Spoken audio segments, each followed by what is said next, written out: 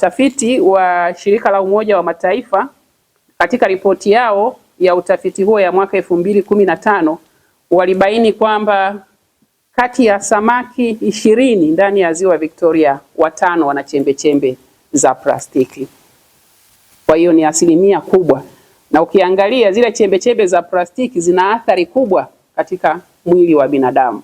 Bado wanasayansi wanaendelea kufanya utafiti. Hata mwezi uliopita tulikuwa na wanasayansi kutoka Dar es Salaam, walikuwa tunafanya utafiti kuona ni kwa namna gani plastiki zina madhara kwenye mwili wa binadamu, kwa sababu watu walivyoona hivyo wakaibuka na kusema ndio maana kanda ya ziwa kansa inaongoza, kanda ya ziwa nini. Lakini sasa zikawa ni za kufikirika kutokana na hili tatizo la plastiki kwenye samaki ambao tunawala, na hakuna mtu ambaye hapendi samaki jamani, japo ni kitoweo gari sana kwa sasa. Kwa hiyo bado wanasayansi waendelea kutafiti sasa athari katika mwili wa binadamu, badala ya kuja na ile generalization kwamba inawezekana na kansa tunayoipata wakazi wengi wa kanda ya ziwa inasababishwa na plastiki ambazo zinapatikana kwenye samaki ambao wako ndani ya ziwa Victoria.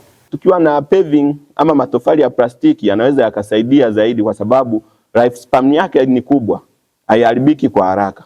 Kwa ndio maana tukaanzisha huu mradi ambao tutaanza pia kuanza kiwanda chetu kidogo kwa ajili ya plastic recycling, ili tuzitumie zile taka kuwa biashara. Tuna paving katika maeneo yetu, ama tuna tofali ambazo zinaharibika, ama paving zile zinaweza zikapasuka, lakini kwa kutumia plastiki unaweza ukatengeneza paving ambayo inaishi miaka mingi. Focus kubwa itakuwa ni kuwa empower waandishi wa habari, ili waandishi wa habari waweze kuiambia jamii, na baadaye tutakuwa na kiwanda kidogo ambacho kitakuwa kinachakata hizo pavings, kinachakata plastiki na kutengeneza tofali pamoja na vitu vingine ambavyo mwisho wa siku vitakuwa vya thamani na vya manufaa kwa jamii badala ya kuzitupa hizo plastiki.